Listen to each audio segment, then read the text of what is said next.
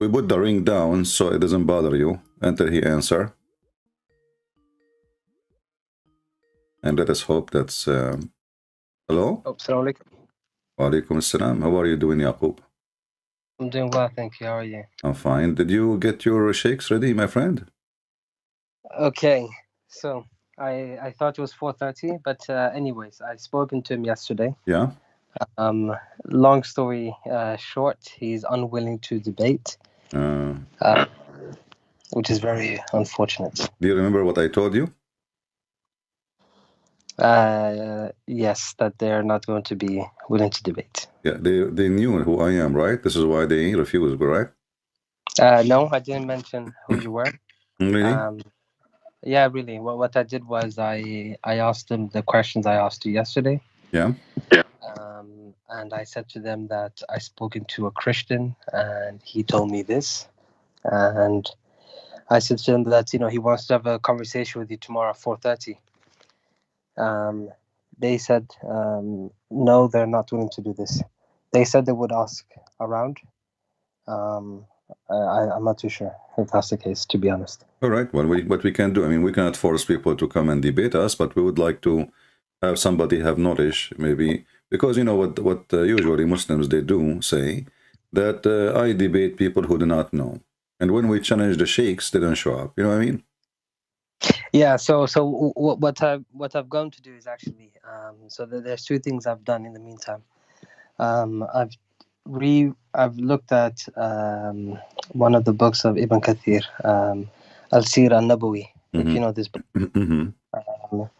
to check if the mention of Khadija's wedding is there. And I'm not sure if you read the book, but it is mentioned there actually. Yeah. So. Well, you know, I mean, do you think really that I am going to send you a link, Musnad Ahmad, even the Muslims, they have audio for it. And I mean, you can type in 2 minutes in Google, Prophet Google, peace be upon him, and he will get you the answer. So, I mean, it's going to be embarrassing. And it's going to be, first, I'm a Christian, you know, and I'm forbidden to lie. Secondly, you know, lies are very short. The rope of a lie is very short. It doesn't matter how you try to extend it, people will find out, right? So there's no point of saying a lie to you, and then you will find that this is not a true. And then what? Then I will lose your respect, and I will lose the argument, and what I accomplish nothing, right? There's no point.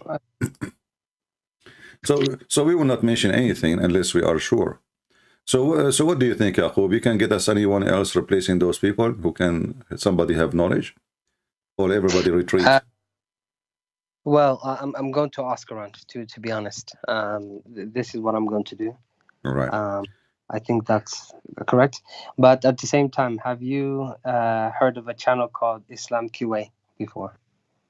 I don't care really for names, but what I know that Muslims, all Muslim channels are the same. They are copy-paste of each other, and nobody knows what he's talking about. No, what I mean is that it's an Islamic channel where you can call in as well. Yeah, well, give me their Skype. I will call them right now. No problem. No, they come in at they're on TV. I'll send you the information, but they come in at 12 o'clock. You see, I called the Dean Show before, you know, and the Dean Show. Yeah, they did not let me go. Actually, I have it recorded. I posted on YouTube. You know, they lie. They have a preset people to call, and preset questions. You know, so like it's not like now. I do not know who's going to call me. They have a questions already. It is made. They made someone of them calling what it's called TV, and supposedly they are going to answer the one who's caller. And the Dean Show actually go farther with their lies. They don't even receive calls, you know, because when I call, they did not let me go through. And the guy Yusuf Estate, you know, he have a cell phone. Have you ever heard of a TV have a cell phone? You're answering by cell phone. And nobody hear what he is saying. And nobody hear, I mean, who is calling. And nobody hear the voice of a caller. And Yusuf Estate, he said, yes, brother. Okay, we will answer you. But what is the question? Who was talking there? Nobody knows. And I tried to call them. They did not let me go. They, right away, they figure out my voice. So okay, anyway, well, what I will do is this. I will do one thing then. I will call tomorrow at 12 o'clock.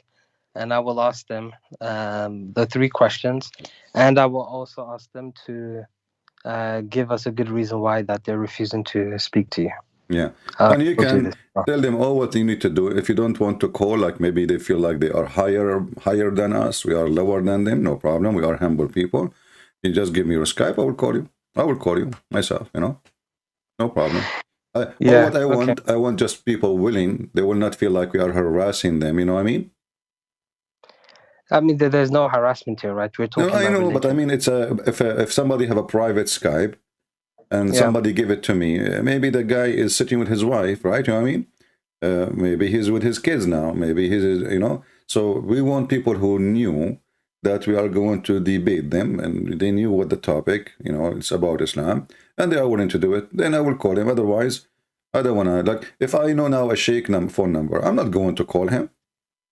You know, I will Yeah. not, because this is not right. I mean, people, they have their private life, and you don't jump, you know, and call people in their phone. This is harassment. You know. Unless it is like, okay, now we have a program, whoever want to call us, etc. And it's a different story. But my experience with Muslim programs, they don't really take calls. They have a preset questions, like Zakir Naik. Zakir Naik, he stand in the stage. The sister there is asking question.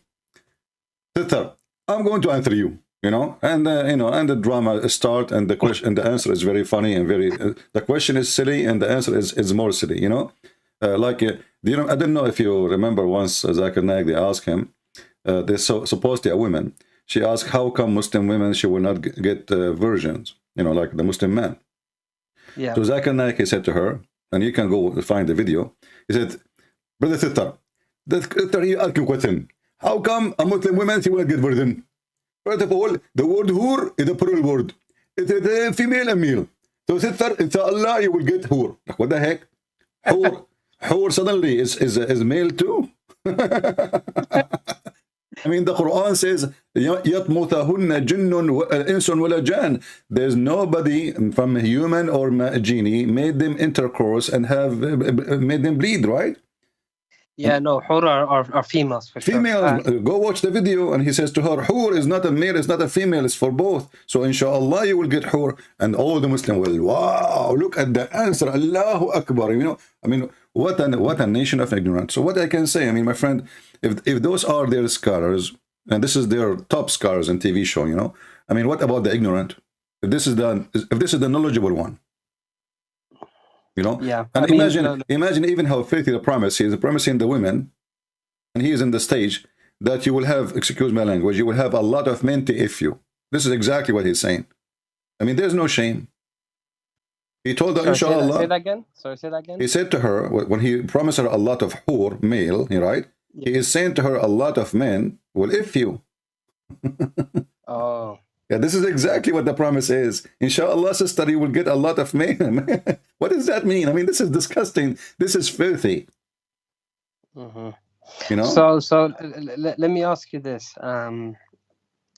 You know, in Islam, the Prophet is the best of example, right? This is what we're taught. Mm-hmm.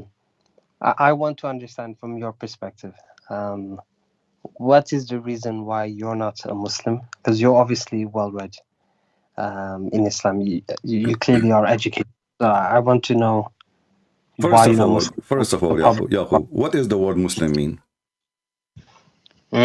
Someone who submits. That's not true. The word Muslim means someone who surrenders. And surrender is an act of cowardness. So a man, he come to us with his army, and he says, surrender or die. You know? Surrender or die. If you go to the Quran, just to prove my point to you, now we know that Muhammad, he ordered the Muslims, to fight the Christian, the Jews, the Arab, etc. And he said to them, if they surrender, which means they become Muslims, don't kill them. If the Christian, in the case of the Christian and the Jews, because he want money and income, he says if they pay jizya, don't kill them, you know. Jizya, pay money, you can worship any god you want, because he's a hypocrite. But if you go in the Quran, as an example, the Arab, they said, we believe, you know, we believe. Muhammad, he said to them in chapter 49, verse number 14, don't say we believe, say we surrender. The translation, they use the word submit like in Yusuf Ali, but the truth is, it says we surrender. And here Muhammad is saying that you, Arab, you say we believe. Say, don't say we believe, say we become Muslims. Now you tell me, Yakoub, how somebody, you are telling him you can say you are a Muslim, but he don't believe? Islam requires full compliance, right? Which requires more than just action itself. No. Sorry, more than just belief itself. Yes. No. So prayer. The verse in front of you. Here we go. Chapter 49, verse number 14. Read it. All what you need to do, you don't have to believe at all. Believe never. Sorry. It says here the Bedouins say, we believe. Say, you believe not, you only say. We have surrendered in Islam, for faith has not yet entered our hearts. But if you obey Allah and His Messenger, He will not decrease anything in reward for your deeds. Verily, Allah is all forgiving, most merciful. Exactly. The translation here is not correct, but let me fix it. The Bedouin, the Arab, you know, and all Arab are Bedouin anyway. We believe. We believe. They say what they say. We say we believe. Okay. Yep. Okay. He said to them, don't say we believe, but you say we are Muslims. The surrender here is translation for the word aslamna. Qulu aslamna. I know you do not know much Arabic, but I think you can read it, right? Yeah, but sorry. Just give me 1 sec. Let me just reread it one more time. Say, you believe not, only say, we have surrendered. Okay. For faith has not yet entered your heart. Okay, so is he saying here, is it saying here that the Prophet is supposed to say to them, don't say you believe, because you haven't fully surrendered? No, he should say, don't say we are Muslims. He said to them, you are not a believer, but you are a Muslim. He says, read carefully, my friend. Arabic is so clear. You know, the Arab, they said, amanna, we believe. Say to them, lam tu'minu, you did not believe. Walakin qulu aslamna. But you should say, we become Muslims. Yeah, okay, I see what you're saying. So look what happened now. Do I need to be a believer to follow the God of Islam? No. Muhammad obviously is a gang man. All what he needs, you know, people, they surrender to him and his gang grow.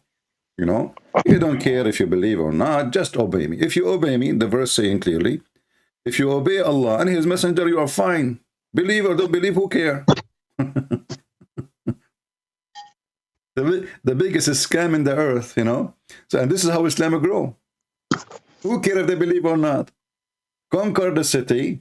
Everybody, die or live. What do you want? Say we are surrendering, you know. This is why the Quran says, the chapter of Al-Fatah, you know, when the victory came, the people, they enter into Islam by waves, correct? Yes, correct. Okay, so why did it not enter into the religion before the victory, before the war? It's a war, you know. So when the war, when Muhammad was victorious by war, then people, they enter into religion by waves, by tens of thousands. There's no believers. Nobody is a believer. No. But sorry. That's not really fair thing to say. Here we go. The chapter of victory, Al-Nasr, you know. No. I don't dispute that. You're right. People did become Muslims in waves after Islam became victorious militarily. This is true.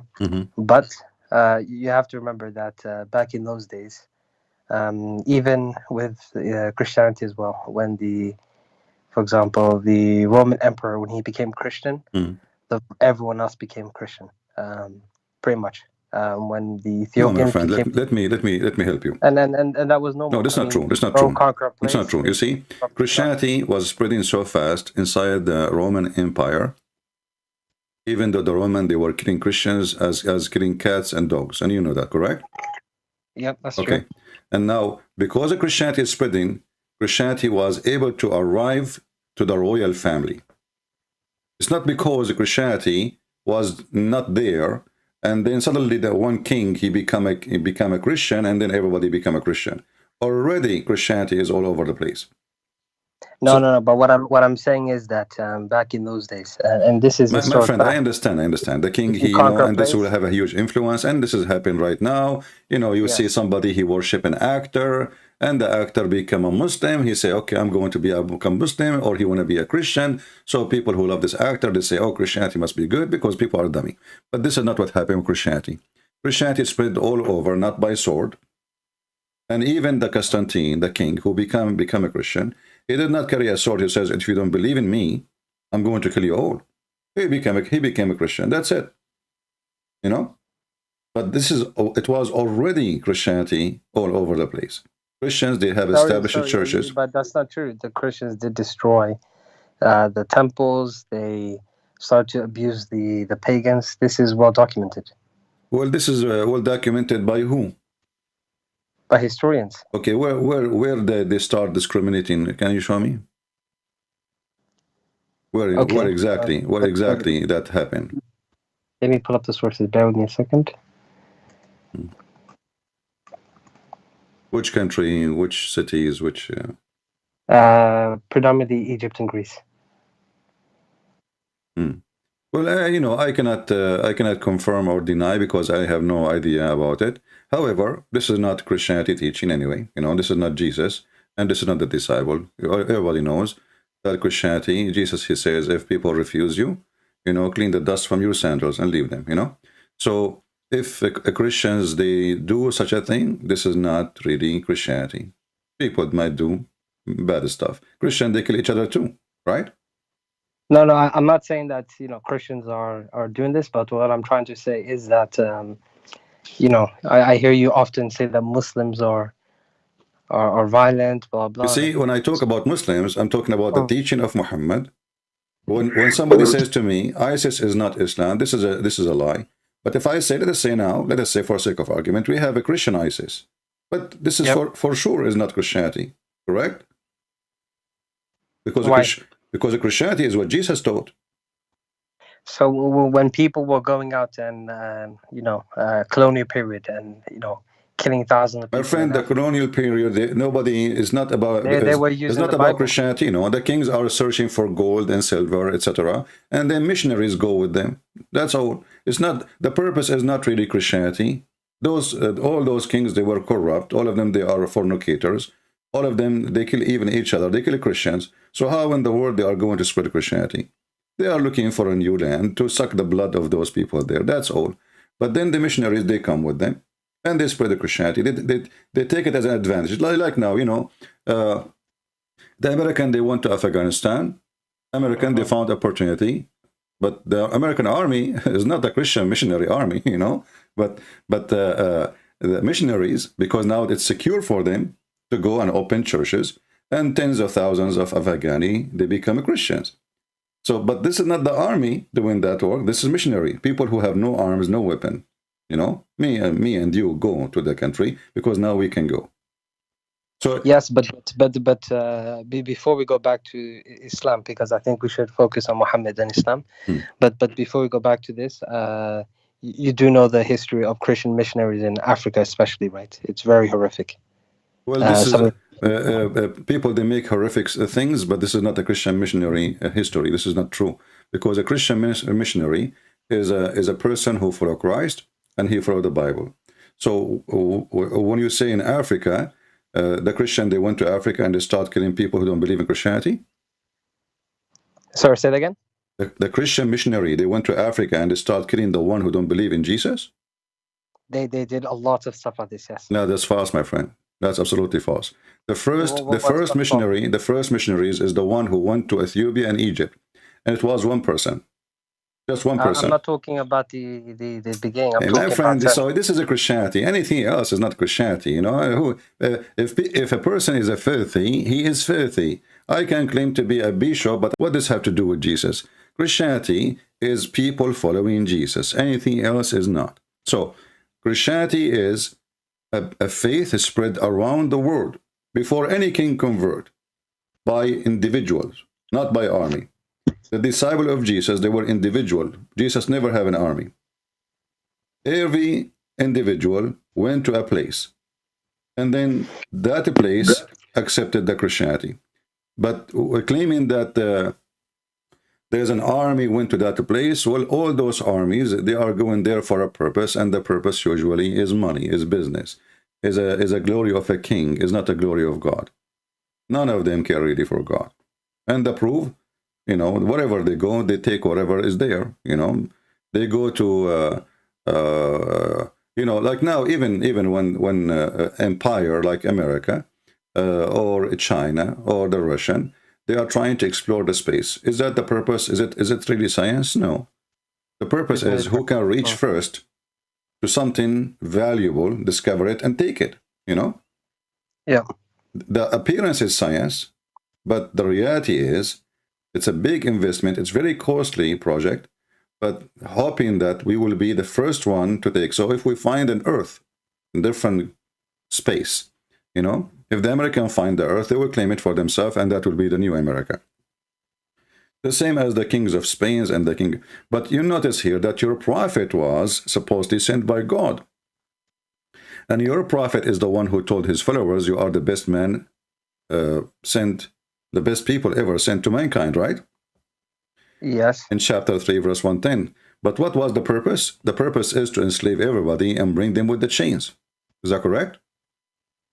To enslave people? Yeah. And bring them to The the chains. excuse is, we want to save them from hellfire. You know, this is the excuse of Muhammad. Why he want to enslave everybody? Why he want to kill everybody? Well, we want to save you from hell, like Putin now attacking the Ukrainian poor people. You know, because we want to liberate you, and you know, liberate you by stealing their land and taking their cities and destroy them and kill them and raping their women. But the flag is saying we want to you know, liberate you. This is the hadith. This is from Sahih al-Bukhari. You are the best of people ever raised up for the benefit, and between two brackets, for the benefit. Look at the benefit of mankind. Chapter 3, 110. Here, explanation by your prophet saying, the best for mankind are those who bring them with chains round their necks till they embrace Islam. Is that what Jesus said to the Christian missionaries? Go and bring people to accept me by putting chain around their necks? Is that what he said to Peter and to Paul and to John? Is that the order of Jesus? I don't know if he said that, but he for sure did not forbid slavery. I can tell you that. My friend, you are mixing things up. First of all, no, Jesus, he forbade slavery. How he forbade slavery? He never owned a slave. And if Jesus is the one we follow, and Peter never owned a slave. Can I ask you to... My friend, all the disciples of Jesus, my friend, hold on. All the disciples of Jesus, they never owned slaves. And they are our best examples. And then you need to ask yourself, why in the time of slavery, they don't have slaves? Everybody owns slaves. Jesus, he raised people from death. But was he not from, was he and his disciples not poor? Is what? We all know well, Jesus is the last one can be poor, and I will tell you why. I am the person who raised people from death. How I can be poor? So he is poor because he doesn't accept money, but he can accept money. Imagine you are raising people from death. You are making the blind see. You know, I mean, how many people now, if imagine you have a clinic, no one entered the clinic, he don't get out perfectly healthy. How much money you will make? No, you make a lot of money, but you said that the Bible... Okay, can I ask you to open up 1 Peter 2:18 and share that on the screen, please? Tell me, what about it?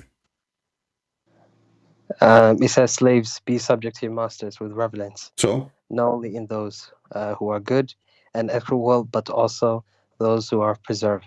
So it's there. It's not condemning. But he's talking, okay, you just noticed that he is talking to Christians. So those are Christians enslaved, and they did not choose to be slaves, and he don't want them to use violence to free themselves. Be obedience. So you are misunderstanding the difference between we are promoting slavery, and we are asking the Christian not to shed blood and kill to get their freedom. Christianity, everybody knows, teach peace and teach love. So be obedience, and those are the one he's talking to are not Muslims. Those are Christians, because who is going to read this and listen to this and obey this? The Christians, correct? Yep. Okay. So he is not siding with the master against them. He is telling them that Christianity, we as a Christians, we are against violence. You know, that's all. He is not approving slavery. They are already slaves. Don't kill and don't make chaos and shed blood. And usually at the end, the slaves is the losers. They will be killed. As an example, you know what happened to Sawrat al-Zinj in Basra, in Iraq? No, what happened? You can search it right now. Hundreds of thousands of black people, not 10, 20. I mean, the whole area, there's no white people live there, only black African slaves. So the Muslims, they start bringing slaves, and the whole territory of Al-Basra become a slave territory, and they have their own city. What they do, they bring them there, they force them to do irrigation work, farming work, and the Arabs sit home and they eat and they sell the product, and the slave, even the one who sell, is the slave themselves. But the slaves became big in number to the point they become the whole, tens of kilometers, thousands of kilometers are full of slaves. So they made the revolutionary. And what happened then? All the Arab, the white ones, united, the Muslims, and they killed them. Right now, there's 0 black people in Iraq. You can go right now and search it in Google. It's called... No, I don't deny that the Muslims... No, my friend, there's a very, very... You see, there's a huge difference between... Yeah. You're a prophet, he owns slaves. Do he? Yes. Okay. Yes. He died and he still owns slave. Is that true? Yes. Okay. So how he can be against slavery? My Lord, he never owned one. He never have one. He never bought one. He never freed one. Because simply, yes, he don't have any. He never condemned slavery. No, you see, in Christianity, Jesus said, what the Bible teaches us, that in Christ, there's no Greek, there's no Hebrew, there's no free, there's no slaves. All of us, we are equal. So, what you are asking for, why Jesus did not free? Well, Jesus don't have an army, and Jesus cannot free anyone. And but he can say it's wrong because already he gave tons of examples of respecting life. And if you respect life, you don't own somebody else. You don't. If you respect life, okay. You know. Let me ask you this. Exodus 21:20, it says, I know this is not from Jesus, but this is the Old Testament, and you accept this, right? Right. Okay. When a man strikes his slave, male or female, with a rod, and the slave dies under his hand, he shall be avenged. But if the slave survives a day or two, he is not to be avenged, for the slave is his money. Yeah, but you know. Okay, so that means that's his property. But first of all, that's here, fundamentally wrong. So no. You see, we don't compromise the same as the Muslims. We change our mind and we say, "Oh, we are with this and we are against that." If you go, we are going thousands of years by time. In the same time, the Hebrew slaves, they give themselves, they offer themselves for years as a slave voluntarily. So you go to a person, you say to him, I want to be your servant. Slave here is a servant. It's not. I'm not talking about Jewish slaves. I know there's a distinction between Jews owning other Jews and Jews owning non-Gentiles. Yeah. I'm talking about the non-Gentiles here. Well, those non-Gentiles, usually they are coming from war. And because everybody's enslaved the Jews, so if you say to the Jews, you cannot enslave your enemies, then that will be a really horrible mistake, because simply those people are seeking survival. Remember, all the Jews, they've been taken as a slave, the whole nation, twice. And they've been enslaved for hundreds of years. Is that correct? Okay. Yep. So Moses, he have the law of eye for an eye. They enslave us, we enslave them. You treat us nice, we treat you nice. You kill us, we kill you. You take our land, we will attack your land. As simple as that. So the whole nation is under a slavery law. Everybody is practicing slavery. And you are asking the Jews to be as if they are coming from the city of Aflaton and live between the whole nations who believe in killing and bloodshed, and saying to them, why you are not living like angels? well, that will erase their race, and that will make them distinguished from this earth. So in order to survive in such atmosphere, there is a reason for what they practice. It was a solution of existence. It was not a solution for fun.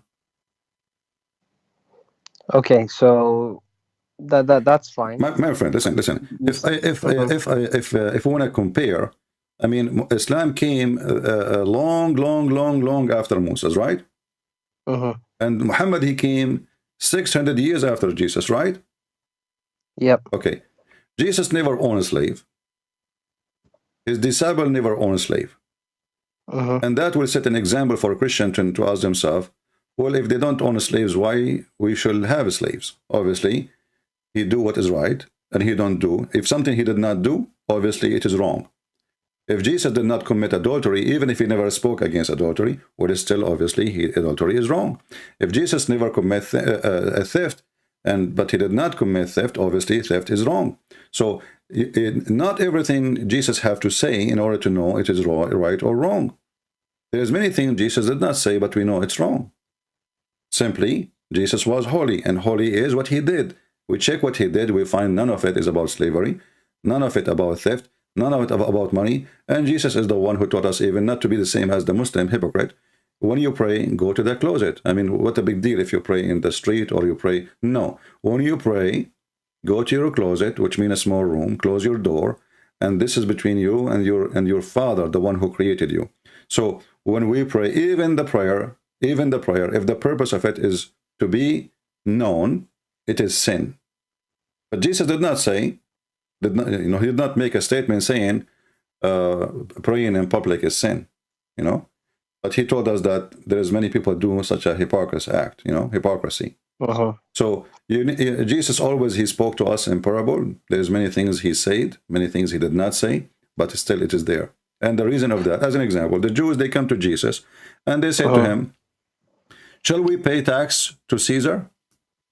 I mean, what does this have to do with Jesus? Pay tax to Jesus, to Caesar. But the Jews are trying to, let us say, to find a reason for they want to get rid of this man, Let us say, if he say, yeah, then the people will hate him. If he say no, the Roman will arrest him. Yeah. So this is in front of the Roman. Well, did Jesus say pay to Caesar?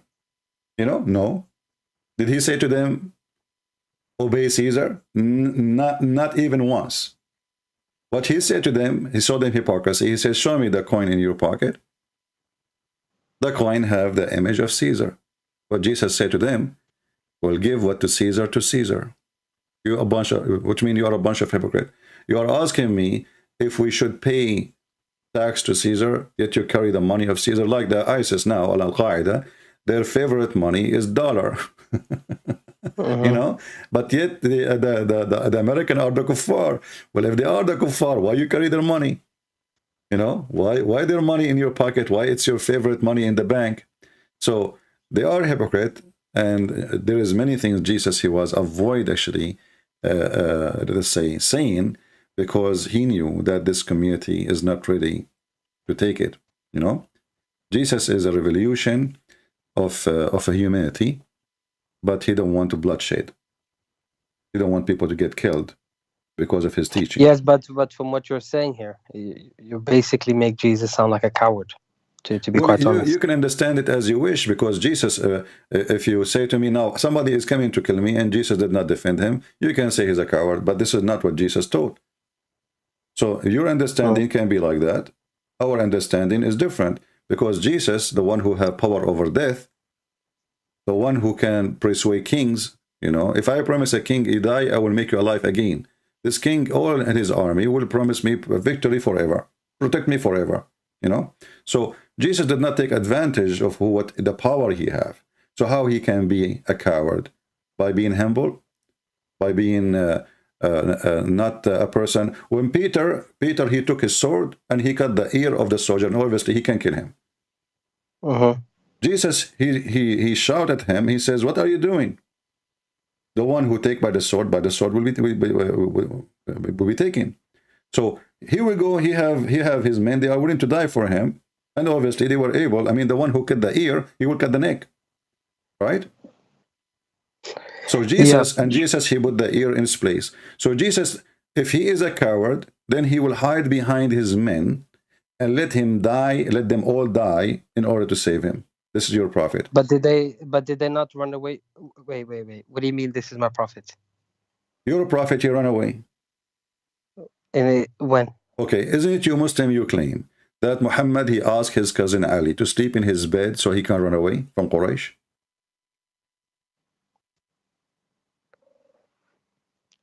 Okay, to Medina, yes.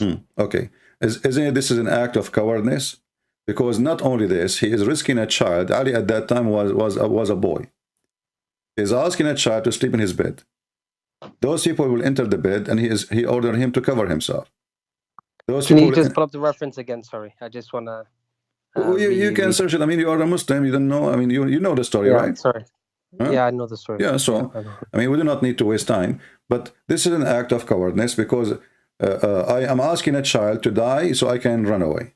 You know, Jesus, he knew when they are going to come to arrest him. This is what the Bible teaches, right?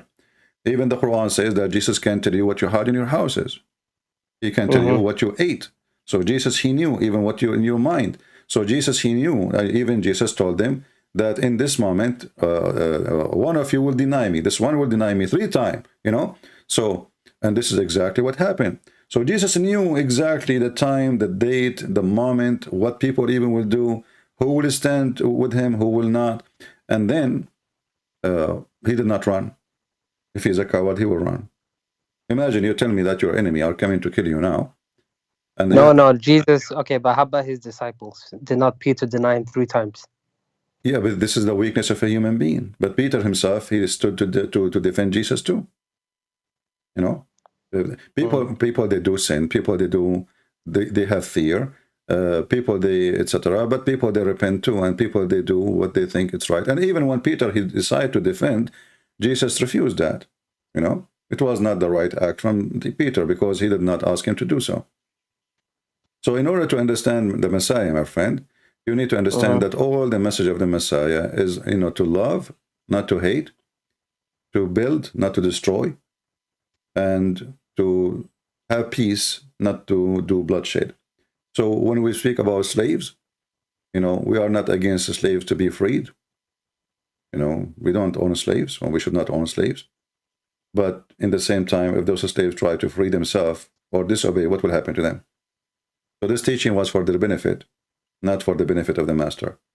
And how long after Christianity, after Peter, it took the slavery to be demolished? long time. So imagine if you say to them at that time, well, disobey your master, okay? If he they kill them. They will be killed, all of them. So simply, it was an advice to live, not an advice to die. Okay, so which year in America slavery was stopped? I mean, we are talking about now. We are not talking about in the time of Jesus, right? So my friend, so imagine at that time you try to be free, and what will happen to you? Obviously, the society is not ready, and slavery is very popular. It's a normal thing to do. It's evil, it's ugly, it's disgusting, but they do it, you know, and it's there, exists for thousands of years. So Christians are people who live between those people. They are not coming from the moon. Okay, but just to be clear, from your perspective, you believe slavery is not allowed in your religion, right? I told you, like in the Old Testament, it was allowed for a reason. No, but I mean now. No, it's not. Where it says where it says allowed? Can you show me? Go ahead. No, but the better question is, where does it say you're not allowed? Because it clearly says, my friend, if our best example is Jesus, then it's not allowed. We Christian, Jesus said, "Be holy like your Father. Don't be greedy. Don't seek your own glory." All of this is a person, a human being, is trying to abuse somebody else. How Jesus says, "Love your enemy," and you are taking the life of somebody and the freedom of somebody and making him a slave. How that works? I'll tell you why. Because Jesus did not come to change the the old book. No, you see, You know Jesus, he said, I came to complete, which means it's not completed. So Jesus, when he said, as an example, Jesus, he said, it says to you, eye for an eye, correct? But I say to you. So when you say he did not want any change, well, obviously, eye and eye was exist for a reason. And now the reason Jesus here, and Jesus, he came in here to make things perfect. So it's being said to you, eye for an eye, but I say to you, and you will see what he says to you is different from eye to an eye, right? So love your enemy, pray for those who curse you, etc. And this is a huge difference between what was and what Jesus, brought to us. But we understood. No, but you see, sorry to interrupt, but I think you're misinterpret that, because you're referring to Matthew 5:38, right? When he says, "You have heard that it was said, eye for an eye and a tooth for a tooth, but I tell you, do not resist an evil person." But if you look at Matthew 5:17, he does say that, "Do not think that I've come to abolish the law or the prophets. I have not come to abolish, but to fulfill them." So if you read this, I mean, the law, the Old Testament does not abolish slavery. My friend, no. You see, I don't understand you are making it very limited. We just showed you an example. If Jesus, he said, it's a book, it's not a sentence. If Jesus says it's been said to you, an eye for an eye, and at the same time Jesus says, I came not to abolish, but he just already said that I am completing the law. The law, it is a law, and I'm completing it. It was not complete. So I'm coming to you now, and I say to you, in this stage, you see, in the certain time, the children of Adam, they marry their sisters. Is that correct? Yep. Okay. Did. And God, he approved that. Did God say it's sin? No. Okay. So why God did not say it is sin? Because, I mean, this is what they have. I mean, there is no... I created one Adam, one Eve, so obviously the children will have their sisters as wives.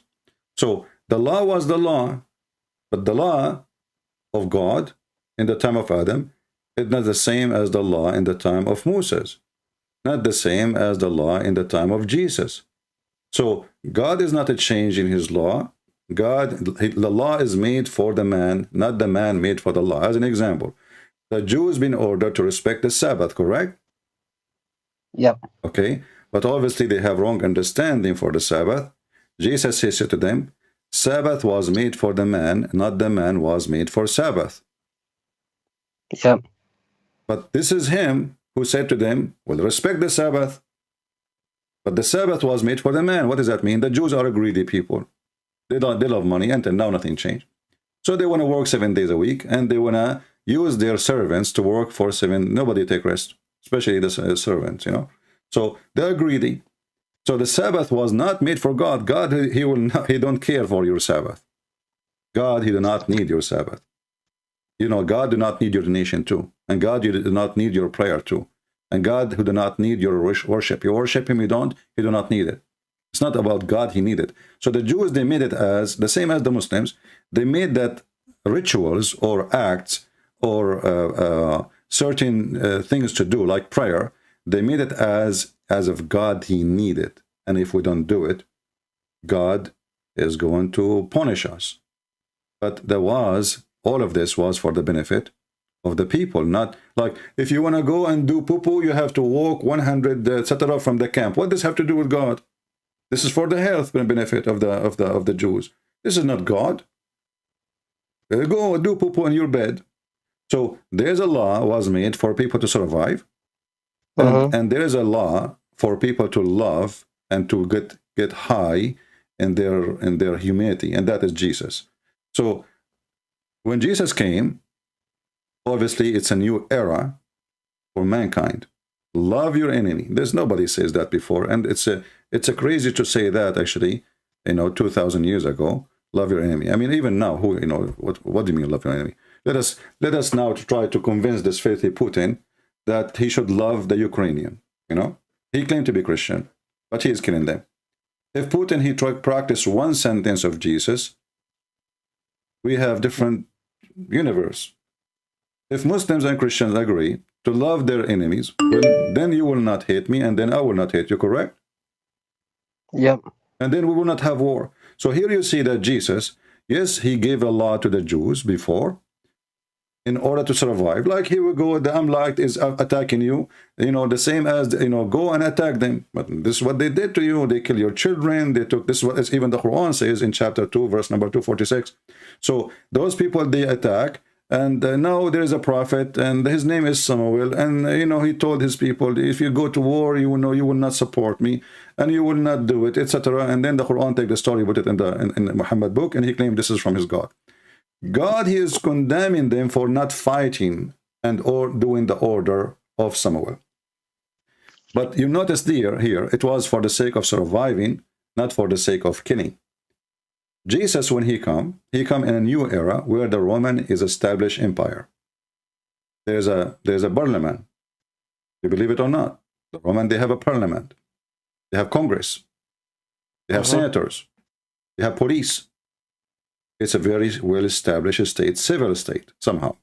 But still there's slavery, but as you see, slavery was here in USA not long time ago. Long after the Roman. So it is time for a new step of life. Before Jesus, the Jews, they live by the law. By Jesus, the people live by love. So love your enemy, forgive the one who hit you on your cheek, give him the other one. That is new, right? That is totally new. What do you mean? You know, what do you mean? Somebody hit me. Why I wanted him? You know, how many people they can practice this? How many people they can handle it? How many people they can say, oh, you know what? I forgive you, brother. You know, I just hit you in your face. You send me to forgive me. Actually, if you do that, you will see that the person, he will become ashamed of his behavior. People, they can label you as a coward, but people who understand that you are Christian, they understand that this is because you are a Christian, not because you're a coward. Otherwise, everybody can kill. You know, everybody can kill. And yeah, but what you're excluding here is that even in the New Testament, you know, it does very clearly say, you know, slaves, obey your earthly. I'm quoting you here. see, you're just repeating yourself again as if I said nothing to you. Obey, no. My friend, obey, because simply if they don't obey, what will happen?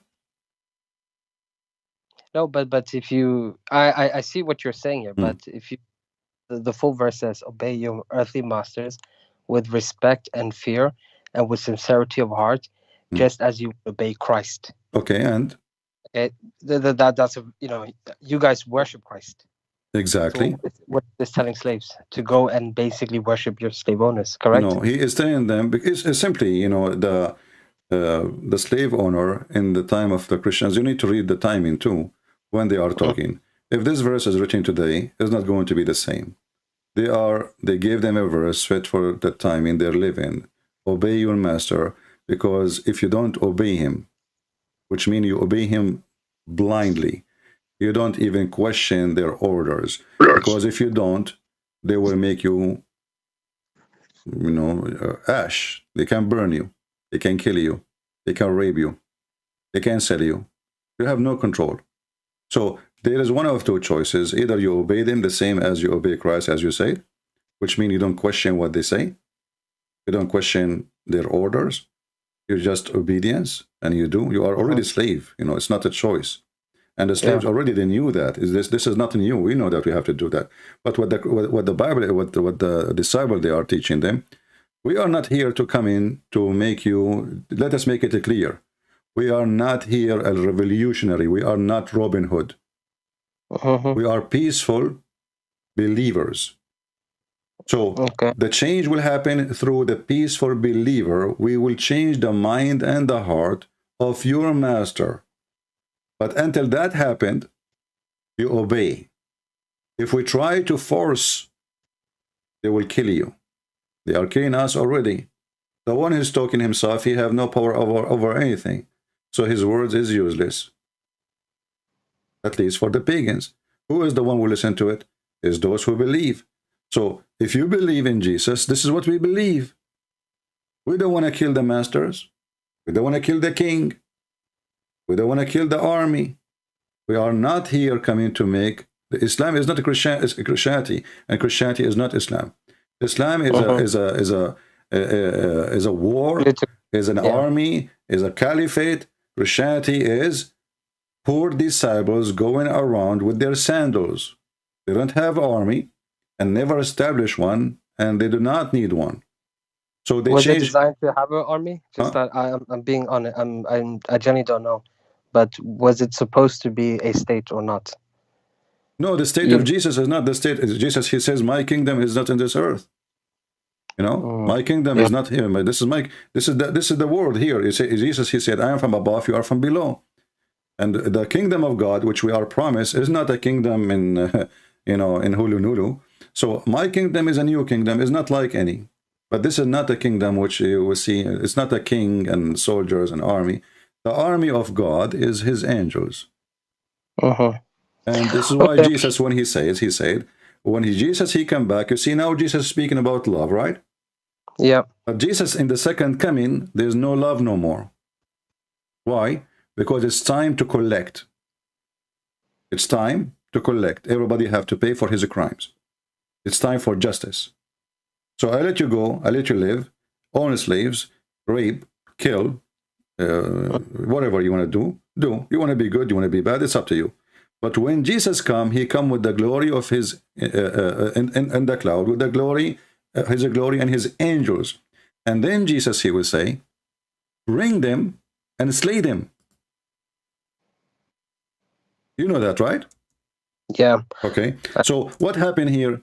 Are you going to say to me now, Jesus, what happened to him? Like maybe he took some vitamin, he became suddenly a warrior of war? You know? No, I see your point. Okay, that makes sense. Yeah. Okay. So bring them and slay them. And slay them. Why? Because now it is not the same as Jesus who came to them before. This is the Lord. He's coming with the glory now. Before he came as a humble man. Before he accepted to be in the cross. Before he accepted to be crucified, to be humiliated, to be called names. But now the story is different. Your time is up. You know, we gave you a chance. We gave you a chance. And, you know, that's it. This is judgment day. So the same Jesus who said, love your enemy. Now he don't love them, those people who they are sinners. The same Jesus who loved the sinners. He said, I came for the sick, not for the healthy. Right? Yep. Jesus gave an example. He says, if you have 100 or 1,000 sheep and one of them is lost, which one, what you do? You go after the one is lost. So Jesus is willing to leave the 1,000 and go after one to save. But Jesus in the second coming, he will not do that. It is going to be the opposite. The lost will be sent to hellfire. They will be slaughtered. They will be punished, severe punishment. And those who they were following him, those slaves who obey Jesus, those slaves who obey their masters, but the master will not go to heaven. You see? So the kingdom of Jesus is for those, this is why Jesus said, bless those who spread peace. Yeah. Okay? So the blessing will come to you when? Is it now? No. Here we go, they slave you. You are a slave. You are, you know, Christians. How many Christians the Muslims they slave? How many Jews? How many Christians the Muslims they enslave? You know? So, so based in the Bible, this is why you see when the Muslims they occupy Christian countries in the Middle East, Christian they did not make revolution. Why? Because that will make a bloodshed. Otherwise, everybody can kill. And they were the majority. As an example, 4,000 Muslims, they went to Egypt. And Egypt at that time, according to history, there were 4 million. Yeah. Okay, well, the 4 million Christians, they can eat them alive. Right? The church leaders, they refuse anyone to do any revolution. And actually, if one of the Coptic people try to resist, the church go against him. This is why the Muslims were able to take over and stay. Because the Christianity, the Christians, they are always worried about disobeying God and not to be true Christians. Which one is important for them? Earthly kingdom or heavenly salvation? So in order to understand Christianity, you have to understand what Jesus did and why the Christians, they did not, you know, make revolutions against Muslims. Until now, You go to any Islamic countries, you see Christians are the only one are trusted. They never betray anyone. They never betray a king, a Muslim king. They don't step you on your back. The one who step in the back is Muslims. Who is the one who killed the caliphate? Muslims. Who is the one? Who is the one who killed the grandsons of Muhammad? Muslims, right? Yeah, this is true. At that time, those like the grandsons of Muhammad, they don't have guards and they don't have etc. Well, a Christian who want to seek revenge, he can go and put a dagger in the heart of his daughter. He can. Okay, so they did not. I think your explanation makes sense about the Bible. So let's just focus on Islam, if that's okay. All right. Okay, so the Prophet and Islam. What's your main problems? First of all, is he a prophet? You just Yakoub, I respect you. You're a nice person, but sometimes I cannot hold myself from being rude. It's okay if I'm being rude with you. Do you allow me? I guess. Can I use the word stupid? Please, let me use it. This is stupid because how in the world you say to me, what the problem with the prophet? Shouldn't he be a prophet first? I mean, okay. the guy, he come to us and he said the sun set in murky water. Here we go, he made a prophecy. How that make him a prophet? I mean, this problem with this guy, Muhammad, he cannot keep his mouth shut, and the more he talk, the more he made poo-poo. And the Jews, they came to him and they asked him, tell us about Zulqarnain. The guy, he took the trap. And they made him believe that Zulqarnain is a prophet. That's why he started talking about him as if he's sent by God. But Zulqarnain, Alexander the Great, is a bisexual. This guy is sick. He sleep with men, and men sleep with him, and he sleep with women too.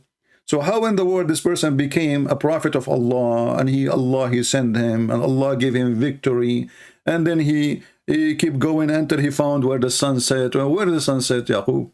Can you tell me? Where the sun sets? Yeah, where the sun set. Here we go. It says here, حتى إذا بلغ مغرب الشمس. Until he arrived to the place where the sun set. Where is that?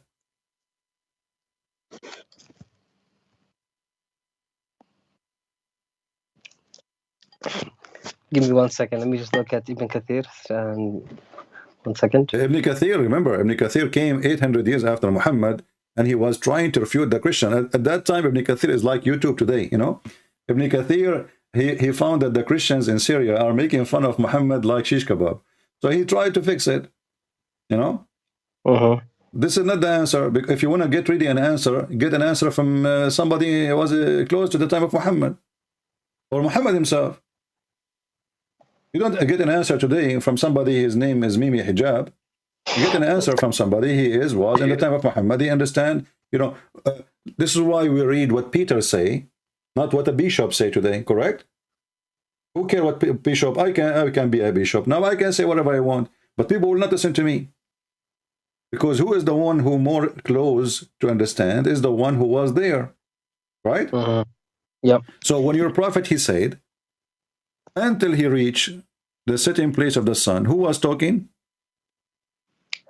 This is Allah talking. Exactly. So Allah is supposedly, he became a news agent, and now he is going to tell us about Zulqarnain. This is why it says in verse number 83, and they ask you about Zulqarnain. Who is the one who asked him? And the Jews, as usual, they make fun of him, and they get him into a trap.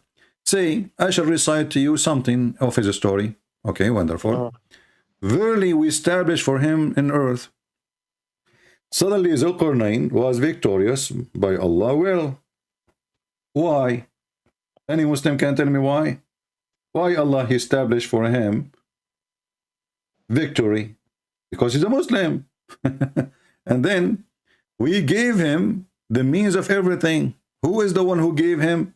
Allah. Who is the one who gave him the men to sleep with? Allah. Who gave him the men who sleep with him? Allah. Who gave him the soldiers? Allah. So everything is coming from Allah. And then he followed away. Okay. Until when he reached the sitting place of the sun. Where is that? The sun set everywhere.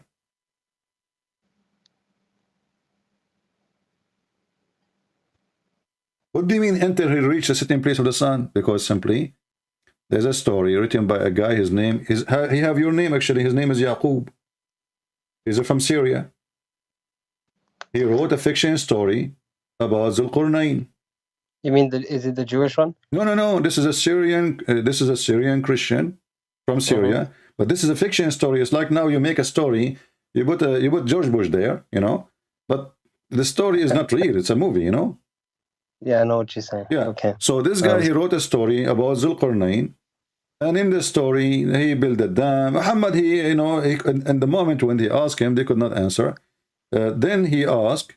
He found out about this story, and now he is copying that story, claiming that Allah is the one who told him. So he reached the sitting place of the sun. He found the sitting in a spring of a black, muddy water. Go, Yaqub. Help me. You're a prophet. You said to me he's a prophet. Right. I just had a look at a hadith about Ibn Abbas asking about the same place of the sun. Okay. So yeah. Are you still convinced that Muhammad is a prophet? What do you say to me? Why you don't? What the problem with Prophet Muhammad? Shouldn't he be a prophet first? So what's your thoughts on the Quran? Do you think it's plagiarized, or what are you saying? My friend, this is a very stupid book. I mean, look at this. And then he found this where the sun rise, you know. And not only that, like as an example, just to show you the stupidity. If I say to you, you know, you ask me a question. Those who slept in the cave, how many there are, Christian Prince? I will say to you, okay, because I don't know the answer. Some they say there are 3 and their dog is number 4. Some they say there are 5 and their dog is number 6. Some they say there are 6 and their dog is number 7. Some they say there are 7 and their dog is number 8. Some they say there are 9 and their dog is number 10. Some they come tomorrow. Some they say they are 10 and their dog is number 11. Some they say they are 11 and their dog is number 12. But shouldn't you tell us how many they are? We got it. We got it. Some they say, some they say, some they say. What do you say? The answer is Allah knows best. Like what the heck? And not only that, to make it more bigger poo-poo, he says, few people know the answer. Like, what is the answer? Read it, chapter 18, verse number 22. No, I can see that, but you see here, the point of the message is that the number is irrelevant. No, my friend, no. The question is, no. You see, why the number is irrelevant? If you are, but then you are mentioning it. Why you are saying some they say 2 or 3 or 4 and their dogs? And secondly, what kind of Arabic this Arabic is? The Muslim, they say the Quran Arabic is perfect. I never heard of somebody saying they are 3 and their dog is the 4th. This is false. In Arabic, you don't say that, even in English, because dog is not a human. For the dog to be number 4, he have to be the same kind of the previous 3. Correct? It's just like saying, for example, my family and including your dog as part of the family. No, you can say, but you don't say we are, you know, you don't say, and we are 3. Like let's say you and your wife and your son, and the dog is number 4. That's not this is language. This is false, because the dog is not number 4, for he is number 1 between dogs. So if you are counting a human, you count a human. If you are counting apples, you count. You don't say 3 apples and 1 cat. No, but the point is, the moral of this, what the verse here is telling you very clearly is. What is the moral? Hey, I'm listening. What is the moral? I will. So it says, your Lord knows best their numbers, none but a few. So debate not about their numbers. That's exactly what we're doing, because it's irrelevant, except with clear proof. Okay, and consult not any of them people. First of all, where it says debate about the debate not. Sorry. Where it says. It says there. So debate not about their numbers, except with clear proof. No, it doesn't say debate. It says ولا تستفتي فيهم منهم أحدا, which means don't ask them. Allah knows. There's no debate. Don't ask them. لا تستفتي. Don't ask them. Allah knows best. Okay, so don't ask them. So what is the answer? Don't ask them. Ask Allah. The relevance here is that the point of the story is, from my understanding, I'm not here trying to make up excuses, just to be clear.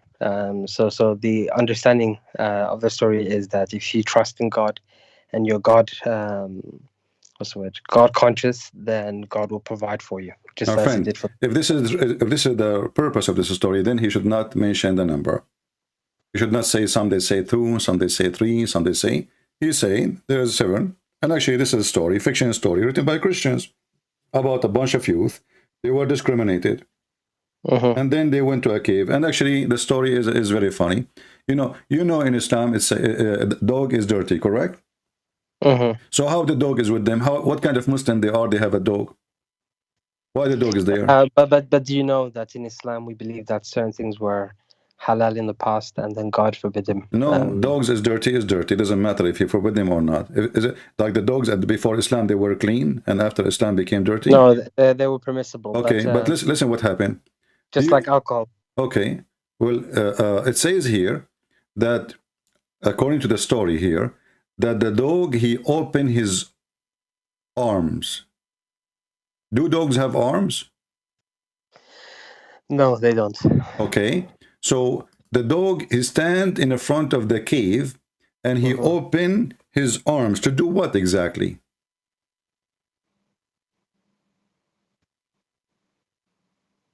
Yeah, okay. No, I will tell you what, to guard them, correct? Okay, but this is an army. I mean, an army following those people, and the dog will stop the army? No, it will alert them. Huh? You know, it will alert them. But if he alert them, he will alert the army too. Yes, but it gives them opportunity to run away. They are inside the cave. They cannot run away. Yeah, I see what you're saying. That makes sense. What happened, my friend, the Arabic word is not kalbahum, is kali'ahum. Kali'ahum. They're a provider. This is an angel. An angel in the Aramaic story, there's an angel. He opened his arms to blockade the cave. Angel can protect them. Doesn't matter how big the army is. Do we agree? Yep. So here it says kali'ahum, not kalbahum. Kali'ahum mean their provider, their protector, and that is an angel. The one who wrote the story, obviously, is written in Aramaic. He got confused. He thought that this is kalbahum. And actually, even some Islamic interpretation, let me see if I can find some for you, says this is the same. It was kali'ahum, not kalbahum.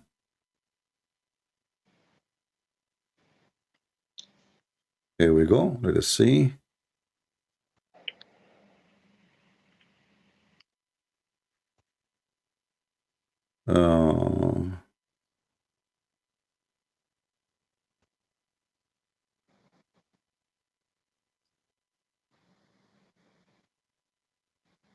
If you go to different verse, let me show you here. You know, Muslim, by the way, they are the last one to know their books as usual, but this is nothing new. If you go to this verse, yeah, this is true. Why would you say that? Because each time I speak to a Muslim, I say, never heard this before. Okay. Chapter 21, verse number 42. What is the Arabic word here? Sorry, are you sharing it on YouTube or? No, this is in the Quran. Chapter 21, verse number 42. Do you know how to read it? Sorry, are you sharing your screen or not? Yeah, I'm showing your screen. Yeah. Okay, I can't see it yet. Give me a second. In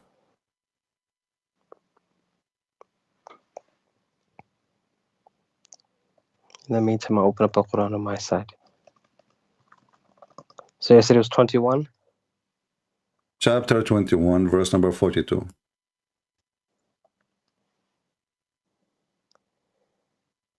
Okay. Tell them, O Muhammad, who protects you during the night or the day from the most compassionate Lord. Okay, what is the word? What is the word protect you here? The same word we're talking about. Look at it. This is the Arabic word. So this word became a dog. I mean, what a funny religion. So how Muslims even they understand their book? Where they get their reference from? Simply, the Quran is full of Aramaic words. They have no idea what they mean. And it was confusing. There is no dots. There is no tashkil. There is nothing. So, okay, you know what? This is maybe kalbahum. But it's not kalbahum. It's their provider, their protector.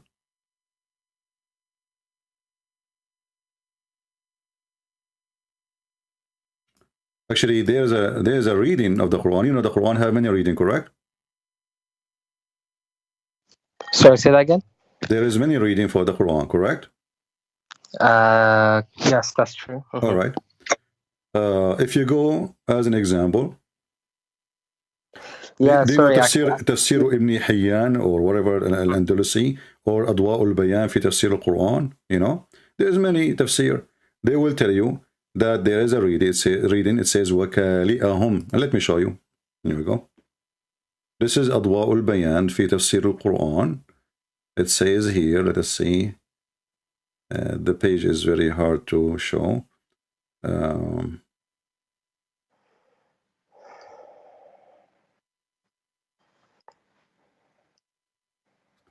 Okay, let's show you here.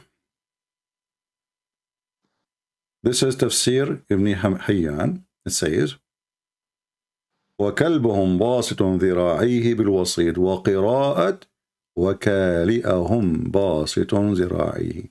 So there is different reading for the Quran. Which one? It says كَالِئَهُمْ, not كَلْبَهُمْ. There's a huge difference between their dog and their provider or their protector, which is the angel. So the angel, he opened his arms. That makes sense. He had opened his wings to protect them. He's an angel.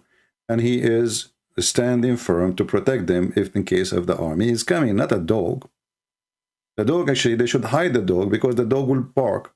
And if he barks, the army will hear. You know, they are in a cave. They can watch from the small hole of the cave. They do not need a dog to arm them, you know. But if they have the dog barking, maybe even he will chase the soldiers. Hey, I'm here. You know. So the dog is not useful now. But the truth is that this is Kali'ahum. And this is one of the things too about Muhammad.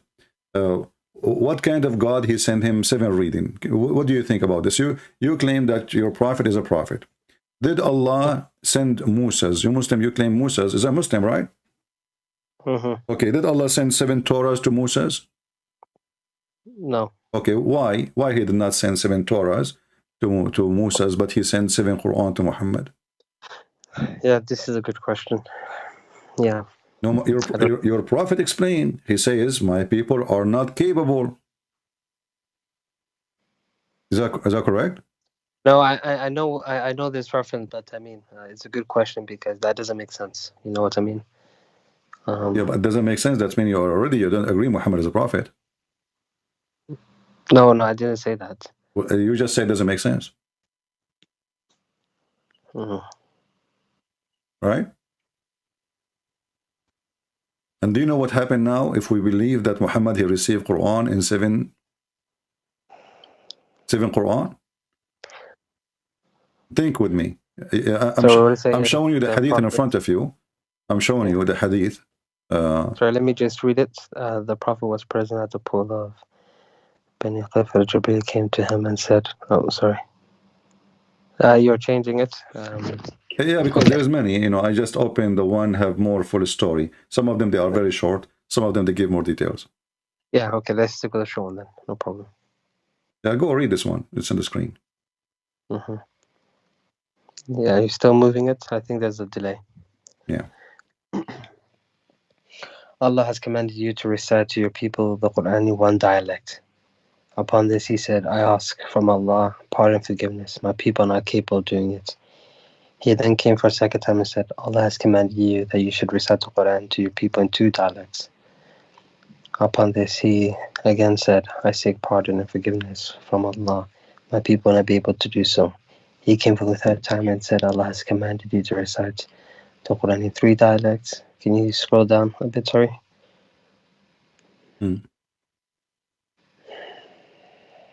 So what is the excuse? He wants more Quran? Yeah, no. The excuse here is that the people are not capable, correct? Capable. Okay. Yeah. Capable mean what? What do you think?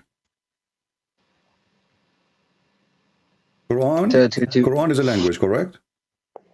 Quran is a language, yes. Language. Okay, it's a words. So people are not capable of what? Obviously understanding, correct? Okay.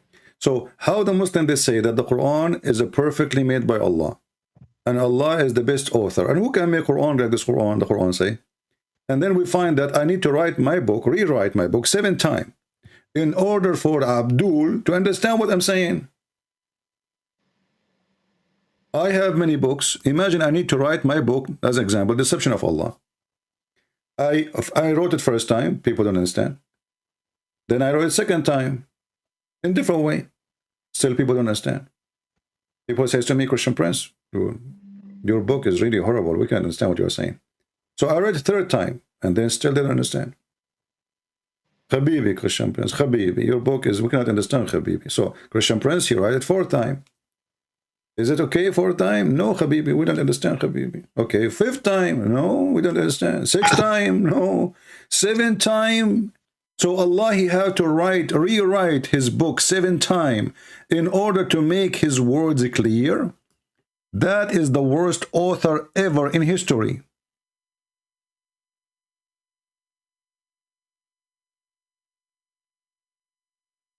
Are you there, Yakoub? Yeah, I'm here. I'm here. You see how good your God is? Man, he is so good in writing. He needed to write the Quran 7 times so people, they might understand.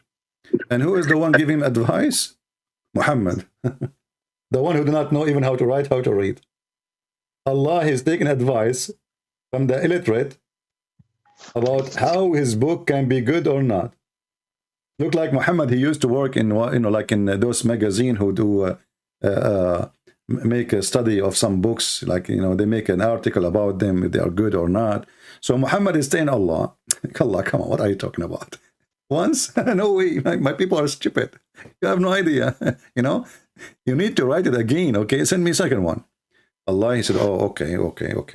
Well, Allah, he go to the office, he write it second time. I mean, have you ever heard, is that a bazaar? This is a Middle Eastern bazaar. You go to buy falafel, you say to him, the falafel, how much? He said to you 100. You say, come on, 50.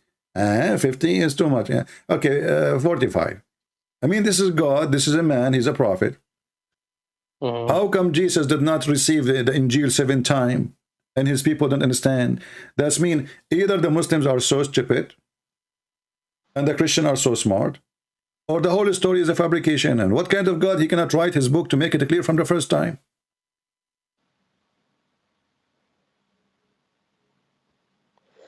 Okay. And hold on.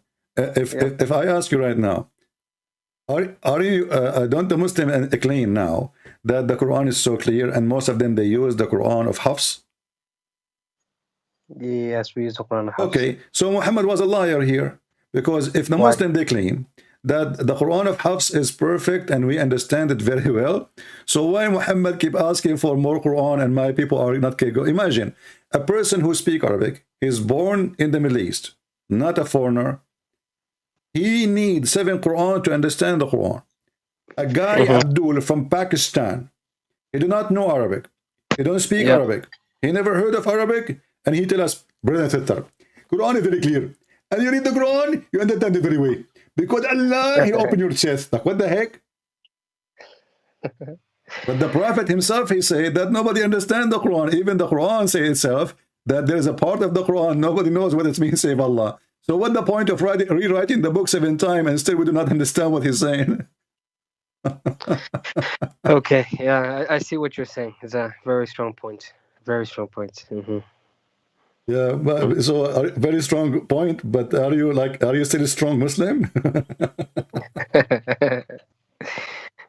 So okay. Right. The Quran says that ask the Prophet to consult with the Christians and Jews about many things, right? No, not consult. No, not consult. To verify. So. No, my friend. The verse says, "In kunta fi shakkin," correct? Okay, what shak mean? Doubt. Exactly. There's a huge difference between consult and if you have a doubt, go and ask the Christian. So the one who confirmed that this is from God or not is the Christians. Okay, so let me ask you then this then. So what does Christians think of the Prophet? They rejected him right away. That's why he decided to kill them. Now, you know the answer. They rejected him. So, and why a prophet, he have a doubt about what was revealed to him? What kind of a prophet? If the prophet himself, he is not sure. Have you ever heard of such a thing? Like, the prophet who bring me a religion, he himself is not sure. And then he is God. He said to him, listen, there's a guy in YouTube, his name is Christian Prince. You call him in Skype and ask him if what revealed to you is from God. This is here you see the stupidity. Why? Because if the Christian already rejecting Muhammad, why he is asking Muhammad, and he is actually labeling Muhammad that he is a person who have adopted, and the Muslim, they try to fix it. They say, it doesn't say he have adopted. It doesn't say. It says if he have. No, our friend, Allah, he knew. Allah, he don't speak for no reason. Allah is God, supposed to, correct? So why he will say to him, if you have a doubt about what we revealed, if the guy he don't have, you know, I mean, if proving to me that this God is not God, because if I am God, the word if is not in my dictionary. What if? If what? Okay, but look, when he went and spoke to the Christians and the Jews, they laugh at him. They laugh at him. And do you have evidence for that? Sure, you know, the Quran is full of evidence. You know, thanks to Allah, you know, who wrote the book 7 times. You know. Oh yeah, okay, I see what you're saying. Yeah, and you know, when a Muslim he says to me, "Do you have evidence?" I find myself really, I cannot stop myself from laughing, because the Quran says the Christians are lost, the Jews are cursed, and then the Quran says, if you want to confirm what revealed to you, go to the Christians.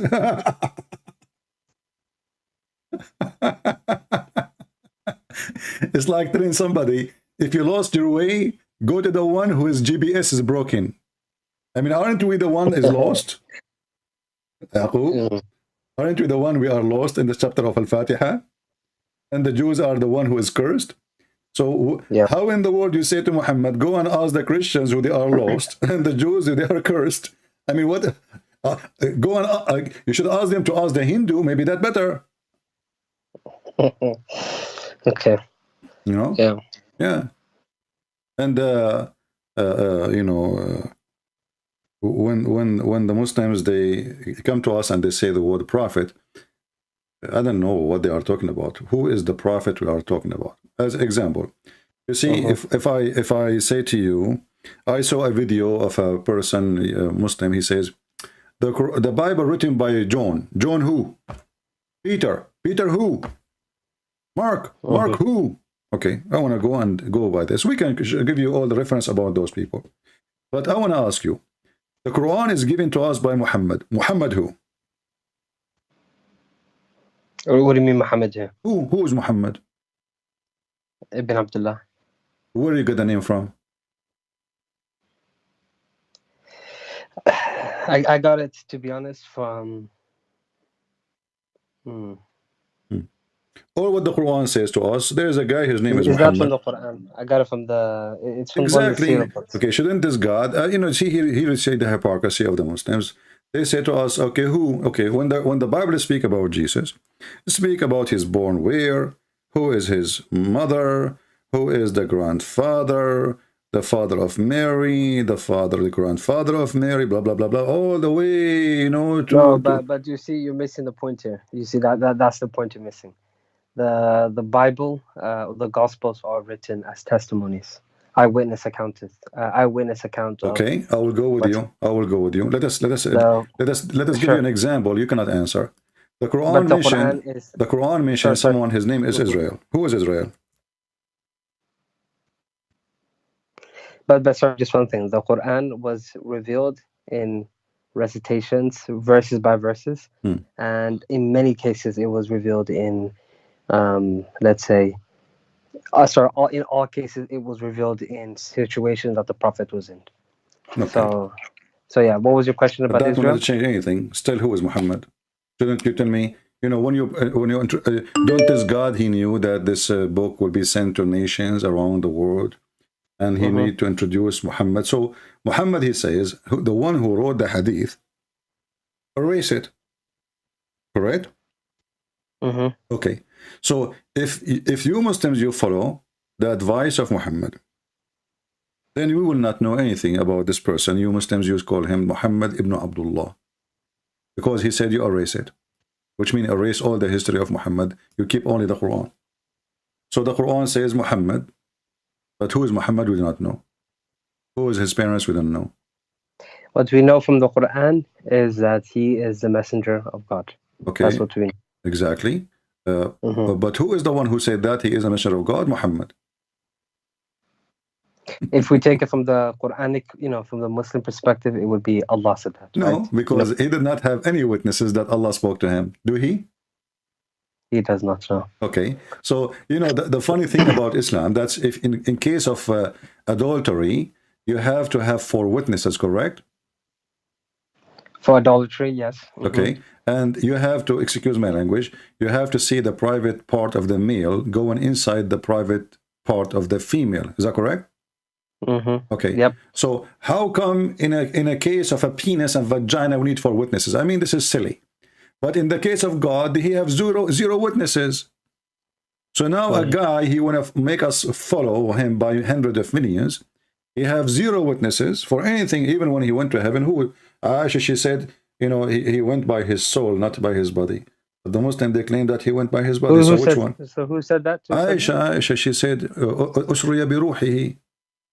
He went there because he was next to her in the bed. He did not go by his body. So, hold on a second. Aisha couldn't have said that because this will happen in Mecca, right? Aisha got married in just after Hijrah. Well, my friend, right? I don't care. Maybe Aisha, she is telling what she knew previously. But Aisha, well, Aisha, she was with him in Mecca too, no? No. Do you have the reference for this? Sorry. Let us see. Hold on.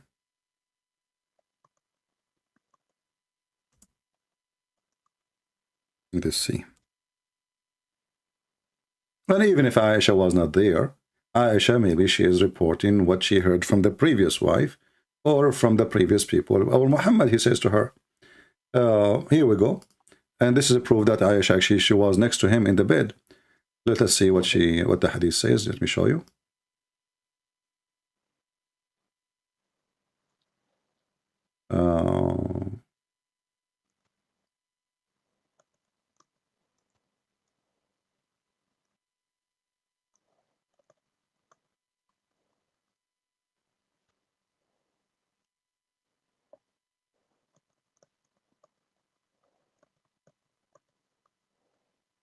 Okay, this is Kitab al-Sirah. Okay, let me show you the reference. Kitab al-Sirah, As-Sayyida Aisha al-Mu'mineen. You're sharing it on your screen, right? Sorry? Yeah, it's in the screen. And now I will go down and I will use Google translation, but let us see the Arabic first. Just give it a second because it's delayed for myself. Yeah, it's okay. Yeah. It says, here we go. It says, ما فقدت جسد رسول الله صلى الله عليه وسلم ولكن أسري بروحه. Reference number 3. What does that mean? I did not miss his body. That means she was next to him, not as you said. So who said this? Aisha. Okay. All right. But he went up to heaven by his body. Use Google translation. And I can give you the link. Please do. Please do. Yeah. So here, number 3. Let us go to number 3. Number 3. Yeah.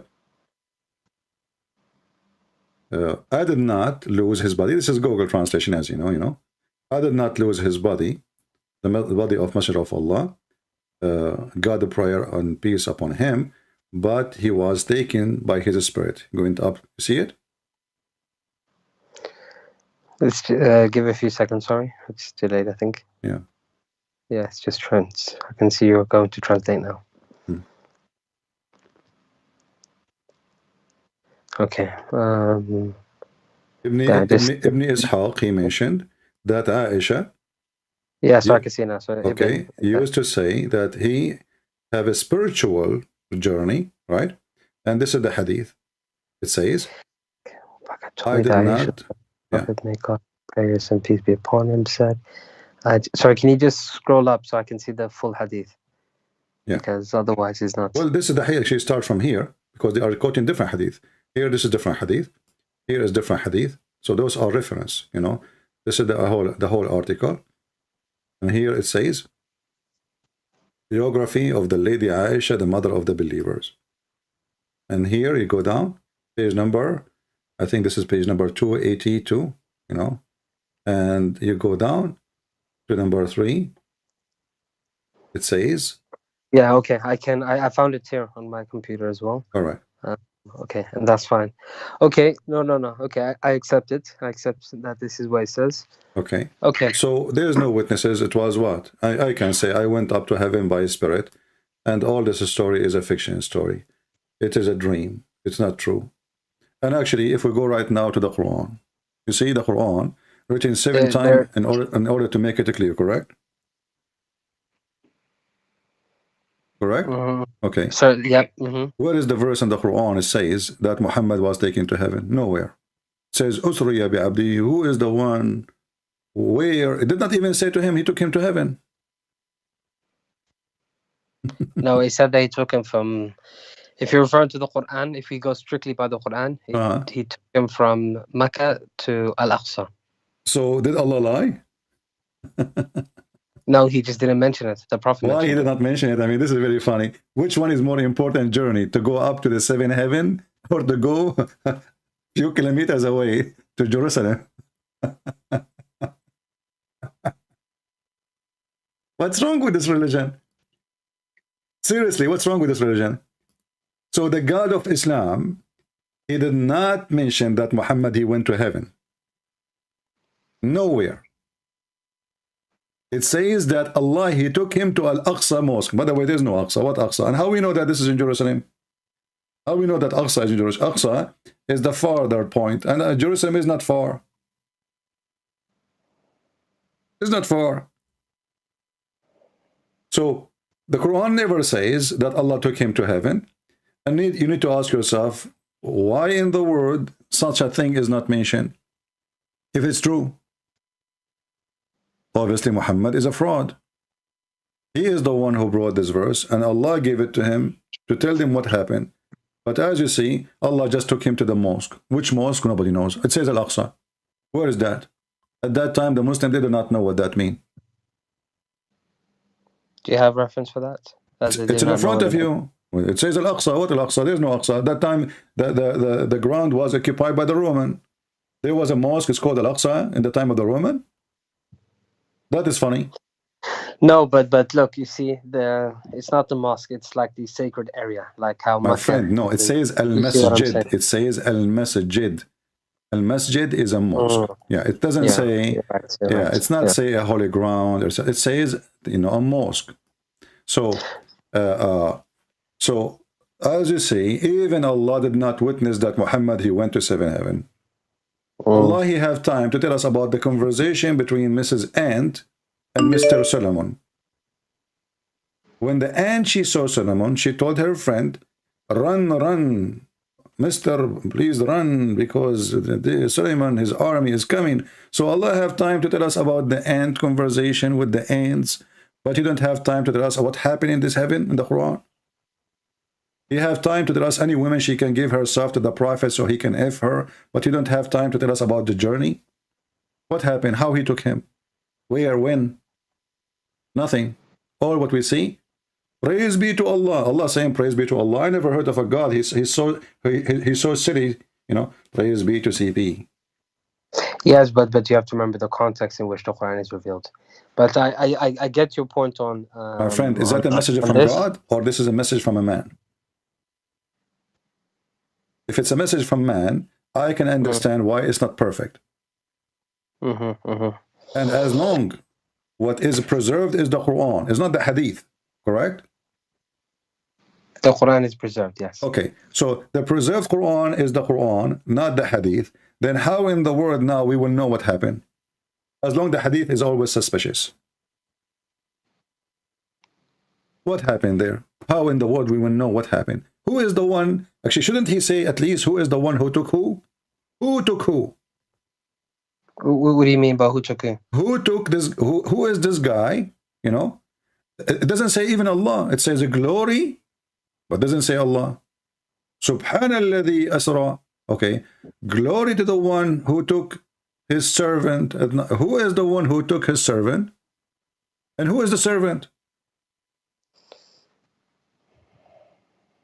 If the one is talking is Allah, why Allah says Subhana to himself? You Muslim, you say how Jesus, he prayed to the Father, correct? Yep. So he is praying to the Father, he the Son, the Father. Makes sense. Here, Allah is saying Subhana. Subhana is not a glory, by the way. Subhana is a praise be, you know. Yeah, it's praise. Okay. You're right. So Subhana is a praise be to who? If Allah is talking, he's talking to himself. That's weird. Allah saying Subhana to himself. Isn't it obvious that this is a guy is making Quran and he's talking about what happened? Like, okay, no, but you see. Actually, 1 second. But as God is revealing it to Muhammad through him, so Muhammad becomes the mouthpiece. So as Muhammad is saying it, it makes sense. No. But it does, because otherwise, how can God say through Muhammad saying? You see, if the one is revealing it, the one is revealing it, is Allah saying to him, say, pray like this, then it makes sense. But if Allah still is the one who's talking, that will not make sense. The one who is talking is still Allah. So, sorry, sir. What do you mean? Can you give me an example? How would you have written it? Okay, in the Quran itself, we have many times where the Quran says say, correct? Say. Okay. Yeah. So say, that makes sense because he is saying to him, say, glory to Allah. That's wonderful. But when Allah, he don't say, he is the one is talking and he is not asking you to say, even though you are going to say it, correct? Yeah, okay, I see what you're saying. So he is the person is talking. He is not asking you to speak for him. He is speaking to you. Correct? Okay, so he did not say, he say, praise be to who? To the one who took his servant. The Muslim between two brackets, they put Allah. Why Allah want to say praise be to the one who took his servant? Who is praising Allah? Allah. Why Allah is praising Allah if he is one God?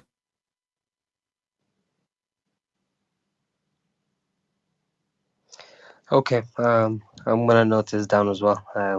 Yeah. So when you say to me, Yakoub, that's why you don't accept Muhammad as a prophet, all of this is a shish kebab. I mean, why this guy, he have miracles, and those miracles cannot be found anywhere? Isn't it the Quran said?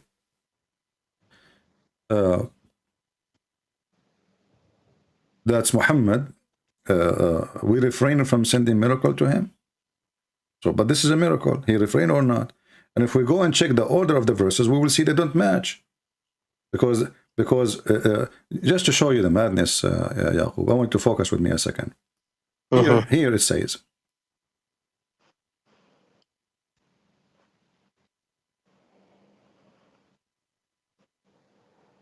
do you see the surprise I'm showing you now? No, because it's a delay, sorry.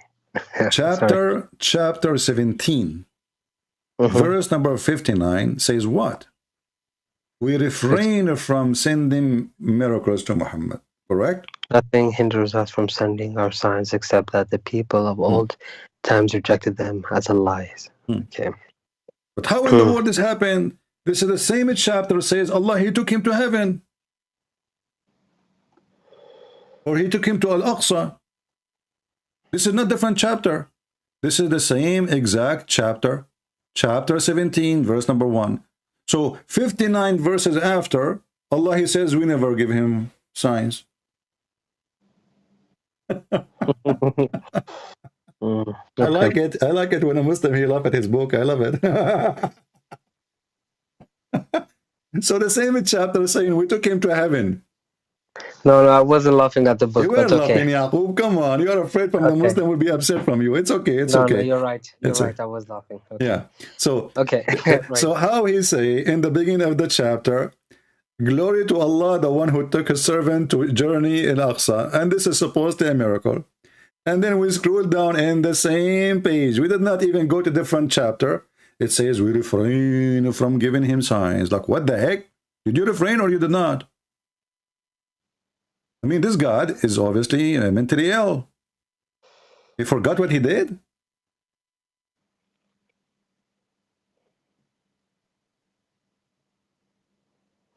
Okay. Look, what I'm gonna do is this. I think you made your case very strong. To be honest. I'm going to take these with me. I still am going to push a sheikh to speak to you. All right. But because this has to happen. Yeah, well, the sheikhs are not going to come because they knew the destiny, my friend. They will lose. And they will say to you, nothing refrain us from debating Christian prince, except the former generation did not believe in our debate. What an excuse. well, the Christian, they believe in the miracle of Jesus. They believe in the miracle of Moses, and this is a false excuse of a false Abdul. As simple as that. And you know, when you say to me, you have a strong argument, I say to you, no, my friend, I don't have a strong argument. You have a weak prophet. Okay. All right, Yakoub. It was nice talking to you, my friend. You're a nice person. You're always welcome to join us. And I hope next time you will be here. You will bring us some shakes so we can shake the world around. All right? Okay. Just a question. Sorry. What time do you come on? I come every Friday and Sunday. This is a fixed date at 10:30 a.m. New York time. New York time. Take note. 10:30 a.m. Friday and Sunday. This is fixed date, but doesn't mean I don't go during the week. You know, sometimes even I go every day. But Friday and Sunday is a fixed time. Okay. If I find a sheikh, I will give you a call. But I will try my very best to find one to speak to you. All right, my friend. Thank you, Yakoub. Thank you for. Thank you very much. Take care. I appreciate it.